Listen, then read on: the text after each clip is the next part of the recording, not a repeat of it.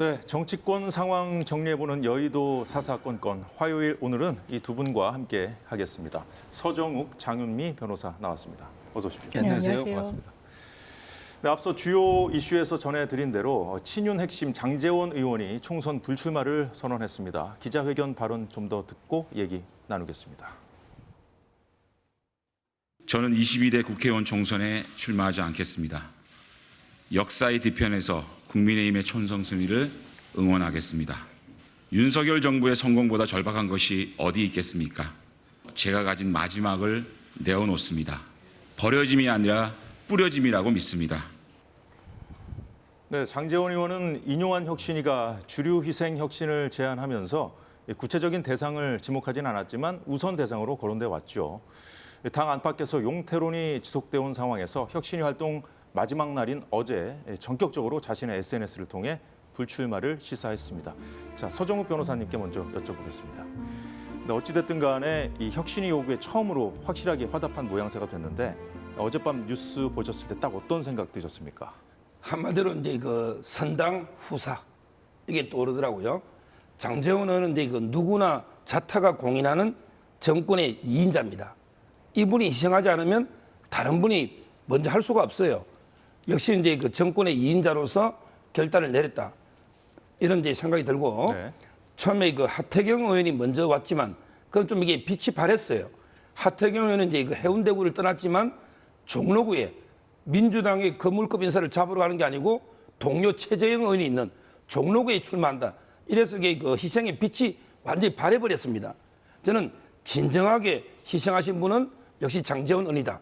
이렇게 상당히 긍정적으로 평가합니다. 선당 후사 긍정적으로 평가했다고 하셨는데 장윤미 변호사님은 어떻게 보셨어요? 전 어젯밤? 당연히 네. 긍정적으로 평가할 부분이 있다라고 생각합니다. 그렇지만 그런 의구심을 낳는 것 또한 사실인 것 같습니다. 처음부터 선당 후사의 마음가짐이 있으셨다면 혁신위의 안건이 도출됐을 때 거기에 화답하는 형식이 됐었을 겁니다. 네. 그런데 그때는 지역구 이 유권자들과 버스 92대를 동원해가지고 대대적인 행사를 했단 말이에요. 예. 그리고 그 자리에서 한 워딩을 보더라도 나보고 지금 다른 곳을 나가라고 하는데 그게 말이 되냐는 취지로 굉장히 강도 높게 이야기를 했습니다. 뭐 권력자가 뭐라고 그렇죠. 해도 할 말 하겠다 이런 말도 하지 그렇습니다. 않았어요? 그렇다면 이거는 출마를 강행하겠다는 것 이상으로는 해석되지 않았습니다.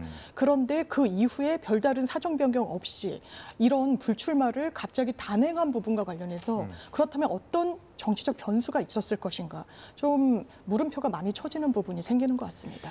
예, 뭐 방금 기자회견 발언 말미에서 보셨지만 뭐 버려짐이 아니라 뿌려짐이라고 믿는다고 한 부분이 있어요. 누구로부터 버려짐이 아니라는 건지 이건 어떤 맥락에서 나왔다고 보십니까? 이게 아마 이 정치적 해석과 관련해서 본인이 원하는 정치적 해석은 이른바 토사구팽 당하는 것이 아니다. 나는 윤석열 정부로부터 버려지는 것이 아니라 또 네. 다른 쓰임새라고 이야기를 한 것인데 정치적 해석 영역은 본인이 내리는 것이 아니라 유권자와 언론이 내리게 될 것이라고 생각하고요. 예. 이런 뿌려짐과 관련해서는 본인이 국민의힘 총선 승리의 하나의 견인차가 되겠다. 뭐 밑거름이 되겠다. 이런 의도로 하신 말씀이라고 생각됩니다. 뭐 물론 결단을 내리긴 했지만 뭔가 좀 쫓기듯이 밀려서 좀 한 것 네. 같다 그런 말씀이시죠? 그렇게 보이는 부분이 충분히 있는 것 같습니다. 서정욱 변호사님 어떻게 좀 반문하시겠습니까? 저는 이제 밀려서 예. 하는 것보다는요. 본인이 이제 그 수많은 고민이 있었겠죠. 나름대로 이제 그 억울함도 있었을 겁니다. 내가 이게 뭘 잘못했나? 정말 정권 교체 1등 공신이고, 예. 근데 왜 나만 물러나라 하나? 수많은 이제 고민의 고민을 거듭하고, 예. 아마 이제 결단은 그래도 본인이 고독하게 내렸을 걸로 봅니다. 이분을 누가에게 떠밀겠습니까? 장제원 의원이 정권의 실세 아닙니까? 저는 그 발언 중에 그 버려짐이 아니라 뿌려짐. 예. 해석은 이제 장 변호사와 똑같습니다.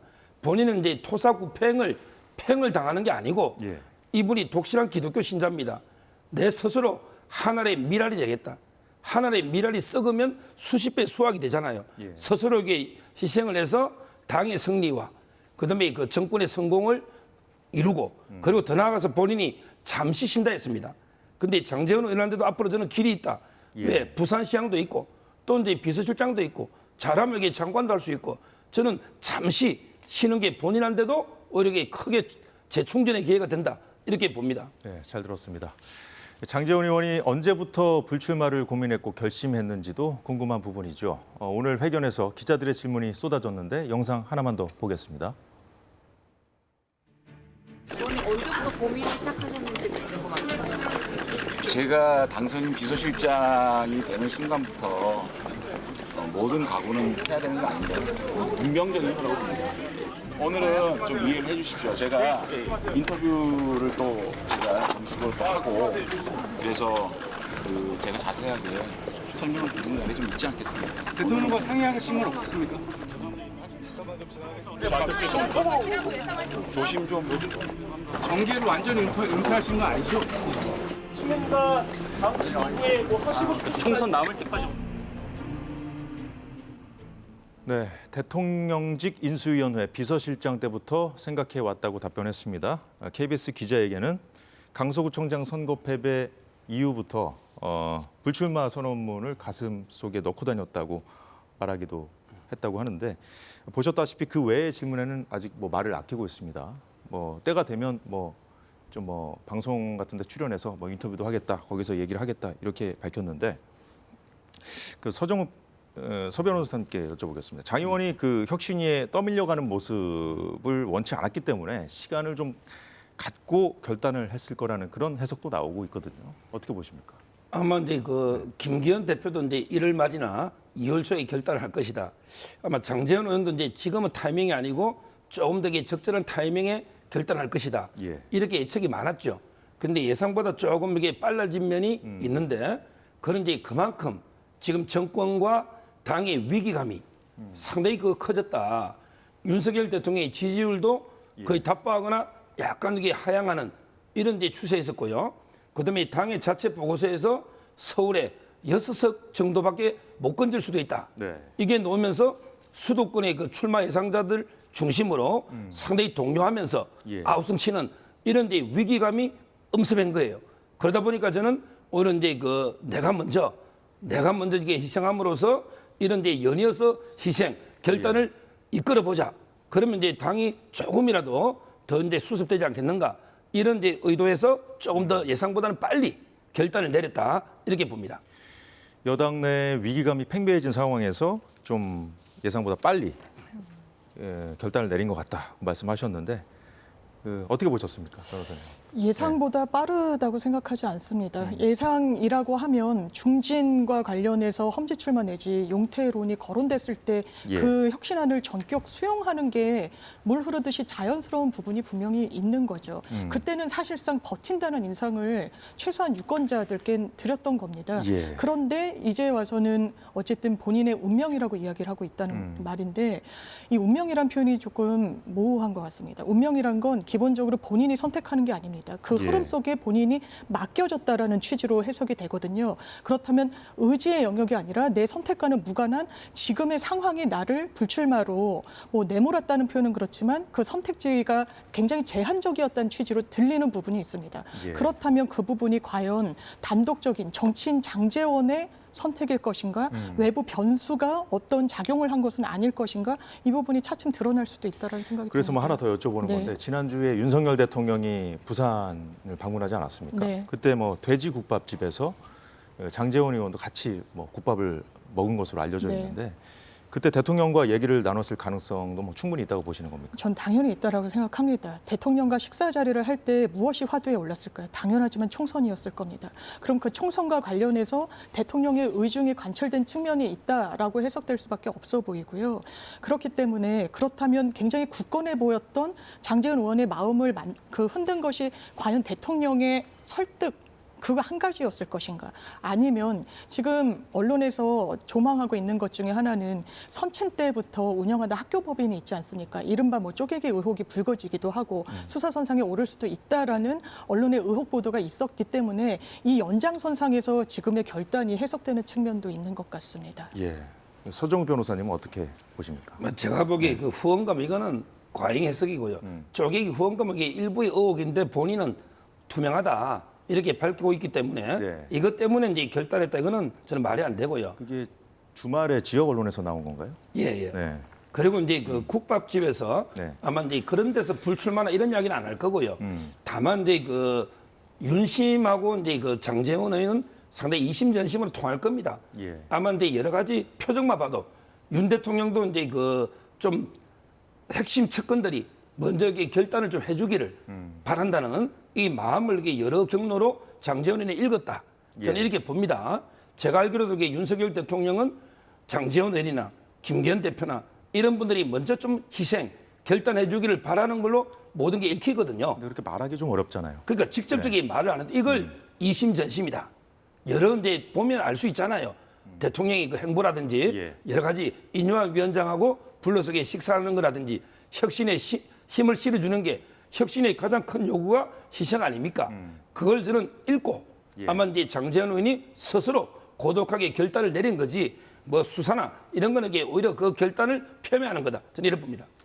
네, 장제원 의원 오늘 회견 이후에 나온 기사 그 제목들을 제가 쭉 봤더니 뭐 여주류 후속 결단 주목, 뭐 자기 희생 신호탄 될까, 불출마 릴레이 하고 뭐 물음표 있고 다음은 누구 뭐 물음표 이런 식으로 쭉 나오는데 장 의원 그 불출마 자체가 아마 다른 의원들에게도 좀 압박이 되지 않겠냐 이런 분석도 나오고 있습니다. 어떻게 보십니까? 판을 뒤집을 만한 좀 뒤엎을 만한 그런 그 기폭제가 될 수도 있다고 보시는지요? 그럼요. 이분이 자타가 공인하는 제가 정권의 2인자다. 이렇게 좀 전에 말했지 않습니까? 장제원 의원이 희생하는데 그럼 이게 누구든들 피해갈 수는 없다. 저는 이래 보이고요. 아마 이제 가장 큰 압박은 이제 그 김기현 대표. 지금 이제 공식 행사 취소하고요. 장고에 들어갔거든요. 아마 이제 김기현 대표도 불출마 이런 이제 결단이 나올 걸로 보이고. 예. 그리고 그 다음에는 이제 권성동 의원이죠. 권성동 의원. 이분이 이게 사선인데 상당히 초기에 윤핵관으로 원내대표까지 했던 이분도 이게 압박을 아마 받을 거고요. 그 다음에 조금 더 가면 주호영 의원. 이분이 다선입니다. 주호영 의원. 그 다음에 그 부산으로 가면 서병수 의원. 이런 데 여러 가지 정진석 의원. 이런 분들도 저는 상당히 압박을 느끼며. 다른 아마 중진 의원들에게까지 갈 거란 말씀이죠? 그렇죠. 네. 앞으로 이게 줄줄이 아마 이제 불출마나 희생 이런 선언이 나오지 않을까 이렇게 보입니다. 예, 그 장 의원은 그 38 전당대회 때 김기현 대표와 이른바 김장연대를 꾸리지 않았습니까?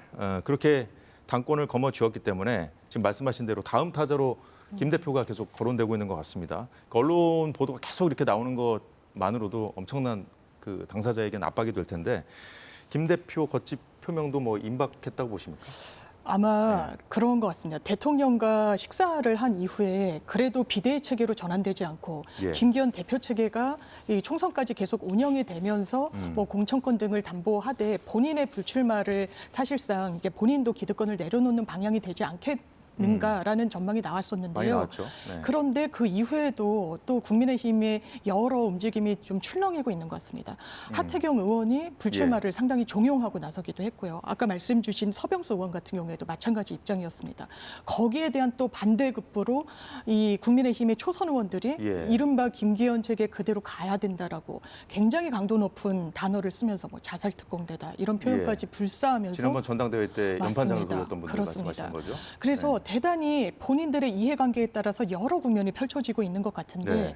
이렇게 김기현 체계에 대한 물음표가 당내에서 고개를 들고 있는데 계속해서 총선의 얼굴이 될 수 있을 것인가에 대한 물음표는 사그라들지 않는 것 같습니다. 예. 그리고 혁신위에서는 김기현 대표에 대한 계속 기득권을 내려놓을 것을 요청했지만 외부에서 봤을 땐 그런 부분이 있습니다. 기본적으로 혁신위가 발족했을 때는 강서구청장 선거에서 대패했기 때문이에요. 예. 쇄신의 대상은 대통령실과 대통령이 됐던 게 어떻게 보면 그 방향성이 맞다고 보여지는 부분이 있습니다. 그런데 김기현 대표에게만 중진들에게만 희생과 쇄신을 요구하는 그게 국민들께 바로 직접적으로 감동으로 닿을 것인가. 대통령실에 내지는 대통령의 변화 없이는 유권자들의 마음을 얻기 상당히 어려운 부분이 있습니다. 왜냐하면 예. 국민의힘의 지지율이 대통령 지지율보다 높이 나오는 지표들이 많거든요. 그렇다면 이 쇄신의 방향이 과연 어디로 갈 것인가? 저는 정답이 있는데 그 정답을 국민의힘이 맞추지 않으려고 하는 것인지 아니면 맞출 의사가 없는 것인지 좀 궁금합니다. 예, 서 변호사님, 예. 그 김기현 대표가 어제 오후만 해도 최고위원회에 참석해서 또 뭐 기득권을 내려놓겠다 이런 발언도 했었는데 갑자기 모르겠습니다. 오후 들어서 장고 모드로 들어갔거든요. 오늘 아까 말씀하셨던 오늘 잡혔던 일정도 취소하고 그렇게 들어갔는데 그 어제 밤에 이제 장 의원이 이제 SNS로 불출마를 시사했는데 그 시점에 아마 두 사람끼리 또 얘기가 오가지 않았겠느냐 이런 관측도 있던데 어떻게 보십니까? 그렇죠. 저는 이제 장기적으로는 이제 원래 김기현 대표도 결단을 하려고 하고 있었어요. 제가 네. 저번 주에 방송에도 윤심, 그다음에 인요한 위원장 인심, 그다음에 김기현 대표 김심이 큰 방향에서는 일치했습니다. 뭐냐면 김기현 대표가 이제 울산의 불출마를 전제로 대표직을 유지한다. 그리고 이제 그 혁신의 큰 흐름 받아들인다. 나중에 공천 과정에서 네. 이런 이제 그 세 분의 마음이 일치했었는데 아마 이제 그 타이밍을 좀 보고 있었던 거죠. 그 타이밍이 예. 좀 이게 1월이나 원래는 1월 말이나 이랬는데 지금 이제 워낙 당의 사정이 어렵다 보니까 아마 김기현 대표도 좀 이게 앞당기 되겠다. 왜 그러냐면 이게 1월 달에 하다 보면 실기할 수 있다. 타이밍이 중요한데 예. 그때 되면 이게 너무 늦은 거 아니냐. 이런 이제 여론이 많았어요.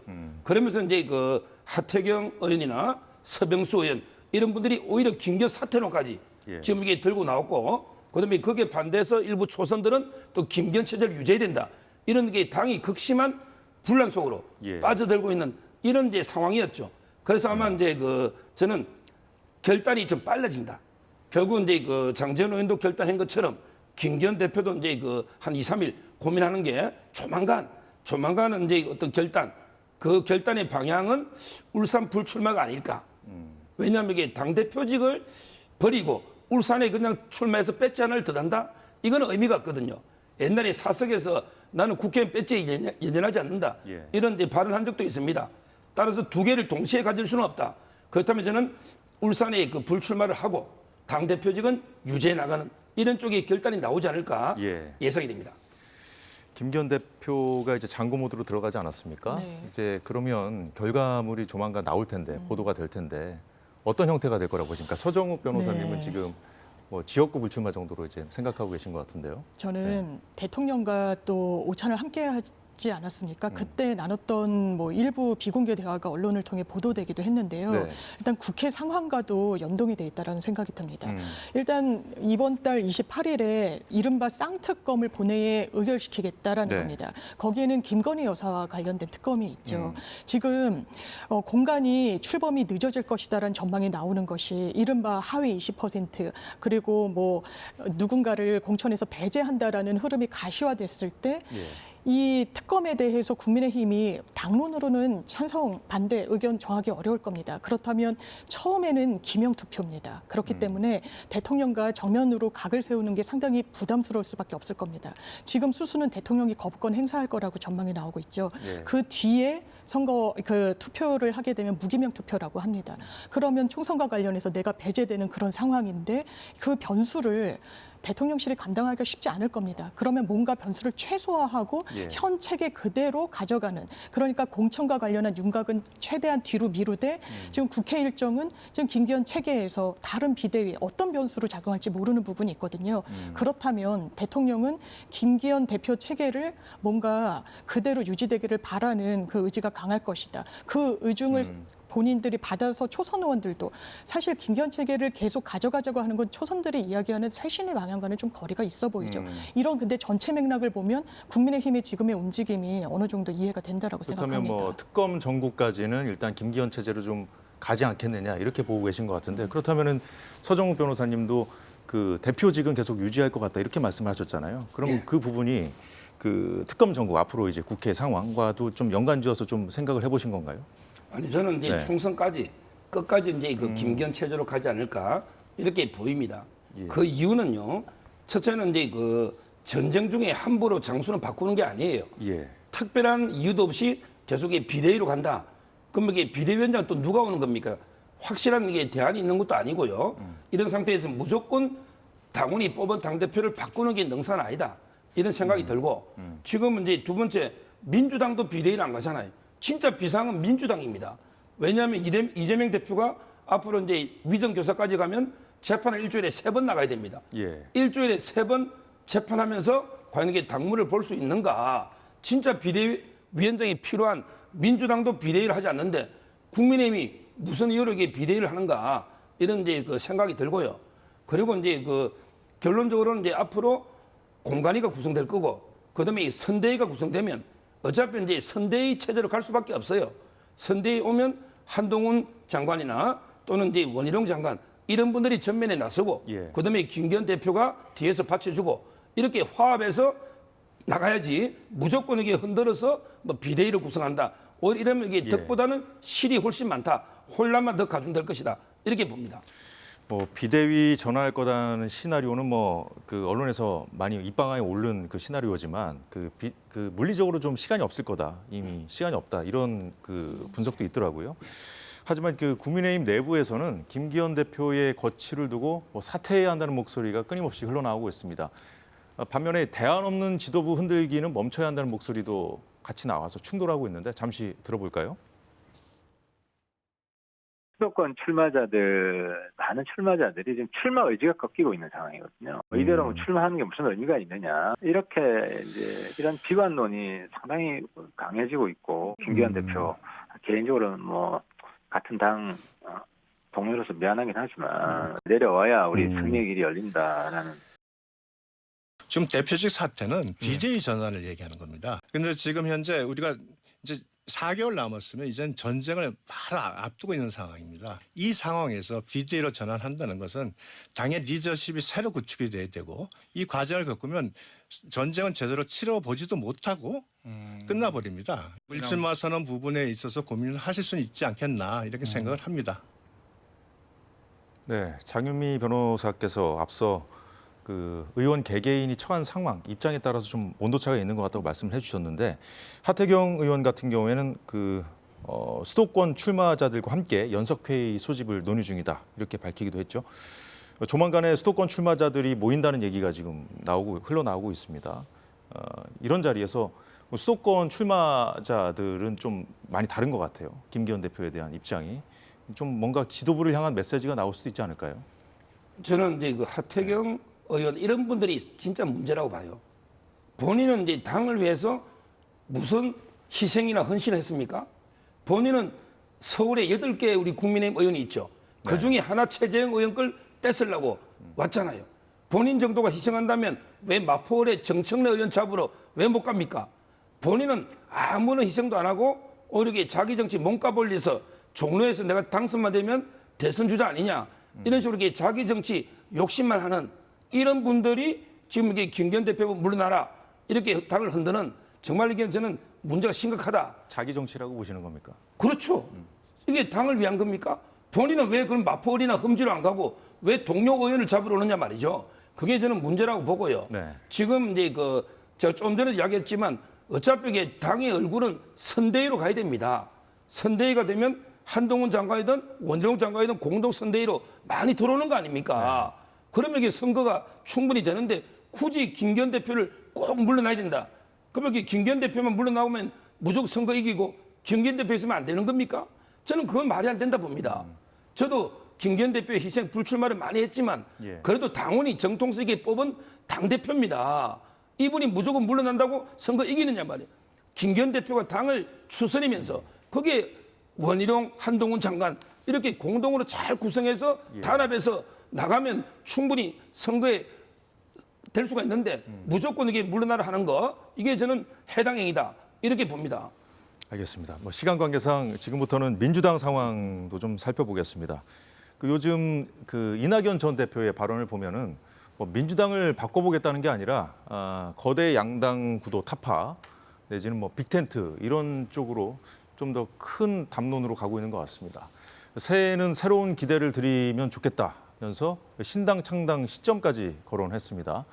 총선을 4개월여 앞둔 상황에서 돌출한 이낙연 신당 움직임에 민주당은 개파를 불문하고 출렁이고 있습니다. 이 전 대표를 향한 비난도 거칠어지고 있는데요. 잠시 들어보겠습니다. 검찰 독재의 일심동체 골리앗인 윤석열, 한동훈 심판은 민주당의 절대 과제입니다. 이 절대 과제를 흔드는 이낙연 신당론은 결국 윤석열 검찰 독재의 공작 정치에 노란하고 협력하는 사이비 야당, 즉 사쿠라 노선이 될 것입니다. 민주당 덕으로 평생 꽃길을 걸은 분이 왜 당을 찌르고 흔듭니까? 오늘 당장 나가십시오. 네, 김민석 의원을 두고 뭐 이런 발언을 할 자격이 있냐, 뭐 이런 논란도 있던데, 여튼 뭐 당 대표까지 지낸 인사가 연일 뭐 신당 발언을 하는 상황, 당내 주류의 공격은 어찌 보면 뭐 당연한지도 모르겠습니다. 현재로서는 함께할 세력이 뭐 없지 않겠냐, 뭐 이런 입장인 것 같던데, 이런 기류인 것 같던데 네. 어떻게 보십니까? 이낙연 전 대표 같은 경우에는 상당히 신중한 정치인이라고 알려져 있죠. 네. 그런데 강도 높은 신당 의지를 드러내고 있다는 건 공지의 사실인 것 같습니다. 그렇다면 그 흐름에 같이 하겠다는 흐름이 이어지고 있는 것인지, 원래는 뭐 3명의 총리가 같이 연대할 것이다. 그렇지만 정세균 전 총리 선을 그었습니다. 그리고 이른바 이낙연 계라고 분류되는 의원들이 같은 한 목소리, 특히 신당과 관련해서 내고 있는 것인지 보이지 네. 않거든요. 당내 쓴 목소리, 쓴 소리를 던지는 의원님들은 많이 계시지만 내가 이른바 이낙연 신당과 함께 하겠다라는 움직임은 보이지 않습니다. 지금 양당 거대의 체계에 대한 문제의식 드러내고 있지만요. 기본적으로 정치를 오랫동안 하시는 동안 이 민주당에서 5선 의원을 하고 총리를 하고 당대표를 하는 동안 이런 양당 구조에 대한 문제의식을 드러낸 바 저는 개인적으로 알지 못합니다. 그런데 지금 와서 그 양당 구도를 폐기하겠다, 혁신하겠다라고 이야기하는 건 총선이라는 하나의 변수를 의식했다는 것 이상도 이하도 아닙니다. 그렇기 때문에 그 움직임이 당연히 민주당에서는 예의주시하고 있지만 예. 큰 어떤 국민의 지지를 받는 부분으로까지 이어갈 것인가는 상당히 물음표가 쳐지고 이른바 아주 측근 그룹에 대해서도 같이 그럼 탈당을 불사할 것인가? 전 그럴 가능성 매우 낮다라고 봅니다. 서정욱 변호사님은 이낙연 신당 이슈 어떻게 보십니까? 저는 아마 이제 그 이준석 신당은 다를 거로 봐요. 이준석 신당은 이제 이거 따라가는 의원이 거의 없을 겁니다. 유승민 의원도 안 가고 천하용인 중에도 이제 이기인 시의원 정도 그 외에는 안 갈 거로 봐요. 그러나 우리 그 민주당은 상황이 다릅니다. 지금 여러 이제 원칙과 상식 의원들이요 네. 최후 통첩을 12월 말까지 해놨습니다. 그때까지 개딸들하고 뭐 개딸 표현을 쓰지 말라고 이제 하니까 언론 중재에 그런 극렬 지지층하고 단절해라. 최후 통첩을 해놨어요. 그런데 문제는 이재명 대표가 받아들일 수 없는 이런 이제 조건들입니다. 그렇다면 저는 상당수가 따라 나갈 수밖에 없다. 이낙연 계보 네. 많으면 저는 20, 30명까지도 나갈 수 있다. 이렇게 보고 있고요. 세력화 얘기도 나오더라고요. 그렇습니다. 네. 그리고 이제 두 번째 또 다른 게 이준석 신당과 바로 확실한 지역 기반이죠. 정당은 지역 기반이 있어야 됩니다. 이준석 대표는 대구에 지지가 없어요. 그런데 이낙연 대표 신당이 만들면 상당히 호남에서 거의 민주당과 박빙의 싸움을 벌일 정도의 지역 기반이 있다. 그 점에서 저는 상당한 세력이 아마 갈 것이고 그 점에서 이제 이준석하고 연대는 저는 안 할 걸로 봐요. 연대는 이제 그 이념도 다르고 세대도 다르고 지역 기반이 다릅니다. 그 얘기도 시간이 아마 되면 뒤에 좀 독자적으로 해보죠. 네. 이낙연 신당은 호남을 기반으로 해서 일부 수도까지 상당히 좀 바람을 일으키지 않을까 이래 보입니다.